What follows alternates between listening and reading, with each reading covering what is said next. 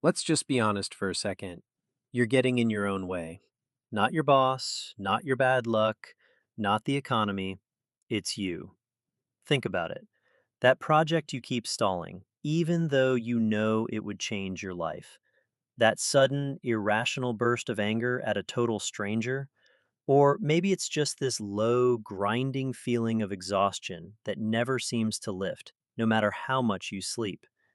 We usually call that stress or burnout or just a bad personality. But what if it's none of those things? What if all that mess is actually being run by a powerful, active piece of your own mind, a piece you absolutely refuse to look at? You've built this fantastic front, right? This version of you that's functional, smart, and totally in control. The public facing mask. The great Swiss thinker Carl Jung called this your persona. It's the necessary role we play to survive in the world. The persona is absolutely necessary, don't get me wrong. It's that protective suit of armor, the role we learn to play to win approval. It's built from your career, your style, your sense of humor, and everything people compliment you on. Say you're a dedicated teacher. Your persona is patient and nurturing. But here's the catch, and it's a big one. That social mask is only a role. The second you decide that this image is you, you have to push down every feeling, thought, or urge that doesn't match up. That act of forceful rejection, the stuff that doesn't fit the good person narrative, that's what directly creates and empowers the shadow. And you pay a high price for that performance. But here's the brutal truth. The more flawless you try to make that mask, the bigger the pile of discarded, rejected pieces gets behind it. That pile? Jung called it the shadow. What exactly is the shadow? It's the stuff you hate admitting about yourself. Every single impulse, desire, or capacity that made your parents uncomfortable, made society judge you, or made your own conscious self feel ashamed. The lazy streak, the selfish thought, the raw, unfiltered lust, the craving for dominance. It all gets tossed in the dark closet of the shadow. And the things hiding in there aren't just random acts of pettiness. The shadow is actually a museum of the raw, critical instincts you had as a kid, the ones you were told were wrong or inappropriate. Maybe you cried out for attention or stomped your foot in healthy rage, and you were instantly shamed for it. You learned very quickly that those parts of your spirit were too dangerous to show, so you tossed them out. This process creates a massive, hidden inventory of everything from intense vulnerability to a thirst for reckless freedom, or even just a simple, unadulterated need for affection. We don't only hide the evil stuff, we hide the stuff that felt too risky to express in our childhood environment. But don't make the mistake of thinking it's just trash. The shadow holds your raw, vital power too. It's got your healthy aggression, the sheer drive you need to actually go get what you want, and that creative fire you squashed because it seemed too risky. This is energy, and you locked it up. And what does it take to keep all that pressure bottled? Massive psychological energy. You're essentially holding the lid down on a mental pressure cooker 24 hours a day. That, more than anything, is why you're exhausted. Think about the sheer psychic weight of constantly upholding this perfect image. That draining, chronic fatigue you feel? It's often the direct result of fighting your own mind. You're devoting way more energy to avoiding being lazy or not losing control than you are to actually building something good. It's like driving your life with the brakes mashed down. You're always burning fuel just to stay in one place. And that anxiety you get before a big meeting? It's not really a fear of failure, it's a deep, hidden fear that the stress will crack the persona and something shameful from your shadow, maybe a complete panic or a raw dependency, will burst out for everyone to see. That internal surveillance, that's what truly wears you out. The shadow isn't a concept you can afford to ignore. It's the enemy within. If you won't turn around and face it, it doesn't just sit quietly in the dark. It starts actively ruining your life by infecting your relationships and decisions. Okay, so if the shadow is this explosive vault of discarded energy, how does it actually get out?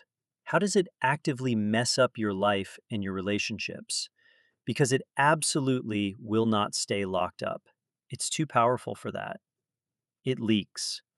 And it leaks through a psychological defense mechanism that Carl Jung believed was the single greatest cause of human conflict, from the kitchen table all the way up to international war. He called it projection.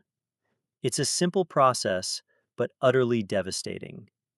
Projection is when you take one of your own unconscious traits, something you hate, something you deny, something you refuse to own, and you throw it onto someone else. They become the carrier. They become the living, walking, breathing embodiment of the exact fault you can't stand in yourself. Think about that person who just lights a fire of white hot resentment in your gut. Not just someone you mildly dislike, but the one who truly gets under your skin, whose very existence bothers you. Why do they get to you so intensely? Because they are carrying a piece of your own psychic energy. The trait you despise in them, the arrogance, the neediness, the sheer laziness, is precisely the trait you have worked hardest to suppress within yourself. You don't just observe the fault, you feel this powerful repulsion because they are a terrifying mirror showing you what you fear you secretly are. You see, the second you project, you lose the ability to see the world clearly. You're not dealing with people, you're dealing with the disowned parts of yourself walking around in disguise. This is why you keep having the same fights, marrying the same person with a different face, or getting into the same toxic work dynamic. This projection thing isn't always some huge blow-up either. Most of the time, it's a quiet, toxic lens that distorts everything you see. Take the guy who's always running behind schedule. He won't ever admit he's disorganized. Instead, he spends his entire day complaining about how incompetent the delivery drivers are, or how unreliable the public transit is. He's putting his own inner chaos out into the world so his ego doesn't have to face the mess. Or look at the obsessed workaholic. They secretly want a day off, so they despise the coworker who takes a 2-hour lunch. They see that coworker as an immoral slacker, but really, their own shadow is just desperately begging for a moment of peace. That's how projection poisons your everyday view, making neutral situations feel like confirmation of how messed up the world is. Let's look at two major types of shadow projection. First, imagine someone who has spent their whole life being the good person, the people pleaser, the nice one, the meek one. They hate conflict. They've locked away their healthy aggression and their necessary ambition because they view those traits as selfish or mean. When they meet someone who is ruthlessly assertive, who speaks loudly, who grabs opportunities with both hands, they see a monster. That person is the terrible, selfish aggressor. They hate that person for using the power that they deny themselves every single day. Their repulsion isn't about the other person. It's about the deep craving in their own shadow to finally be allowed to say no or to ask for what they want. And then there's the opposite, the golden projection. This is when you meet someone who embodies a positive shadow trait, something you wish you had but believe you lack. The person who is effortlessly creative, or free-spirited, or incredibly magnetic. You don't hate them, you worship them. You put them on a pedestal, becoming obsessed with their approval. You spend all your energy around them trying to absorb their qualities, forgetting that those qualities, the creativity, the magnetism, were actually yours to begin with. They're just living out the life that your own ego decided was too much for you. Your relationships aren't about them, they are about the internal war you're fighting. And the goal of this entire painful projection cycle is simple. It's the universe, or your unconscious, screaming at you to become conscious, to retrieve the shadow, to stop the projection. It's time to call back your own energy. So, we've established that the shadow is real, it's powerful, and it's running interference in your life through the mechanism of projection. If you want to stop getting in your own way, if you want to access the massive power you've locked up, You have to start the work of integration. This isn't about becoming a better person, but about becoming a whole one. It's the most important psychological task you will ever undertake. How do you start? The path to integration begins not with action, but with radical honesty. Remember that person who drove you absolutely insane? That coworker, that friend, that public figure you despise? They are your roadmap. The first step is to recognize the projection itself. If you're having an extreme, highly emotional reaction to someone else's behavior, that's your signal. Ask yourself this difficult question: where and in what subtle ways am I behaving exactly like the person I hate? It's painful. You'll instinctively want to argue and defend yourself, but you must hold the line. If you despise your boss's arrogance, your shadow might contain a deeply wounded ego that desperately craves that same authority, or perhaps a capacity for arrogance you use on your partner instead.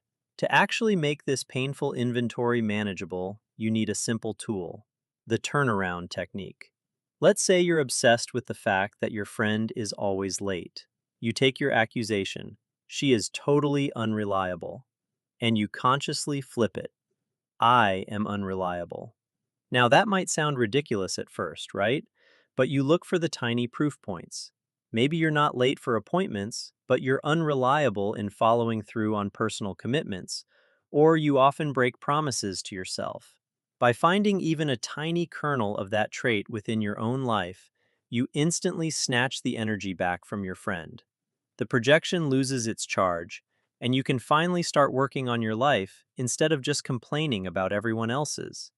It's the moment you stop finger pointing and start actually gaining control. The key is this: don't stop at recognizing the bad parts. You have to retrieve the golden parts too. Think back to the people you idealize, the ones who seem so effortlessly confident or brilliant. What qualities do you assign to them? Are they creative? Are they courageous? Are they magnetic? These are the qualities that your persona rejected as being too much for you. They're sitting, fully developed, in your shadow, waiting to be used. Retrieving the shadow isn't a magical process. It's a translation process. It means taking the dark, raw energy of the shadow, like its ruthless aggression, and translating it into a usable, conscious form, like healthy assertiveness. Instead of snapping at your family, you use that same sharp energy to negotiate a higher salary. Instead of being lazy and avoiding tasks, you integrate the shadow's raw self-interest into a disciplined effort toward a goal that truly matters to you. Integration isn't about letting your inner monster out. It's about bringing the energy of the monster under the guidance of your consciousness. Look, the massive payoff here is genuine psychological freedom. When you finally own every bit of yourself, all the good, the bad, the things that make you cringe, you become completely bulletproof against outside criticism. Why? Because nobody can tell you anything about yourself that you aren't already completely aware of and haven't already accepted. You get to quit spending all that psychic bandwidth on pointless defense and start pouring it into creation. That gigantic reservoir of vitality you use to hold your true self down? It's unlocked, it's available, and you can finally use it to build the life you were meant to live. When you successfully pull a piece of the shadow back into your conscious life, something incredible happens. The intensity of the projection vanishes. The annoying person stops being a supervillain and just becomes a person again. Why? Because they no longer carry your stuff. You took your energy back. This is the ultimate payoff. When you own your whole self, you become psychically denser, more stable, and powerfully resistant to manipulation.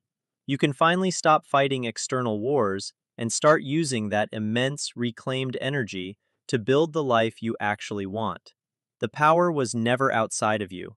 It was just locked in the dark. And now, you hold the key.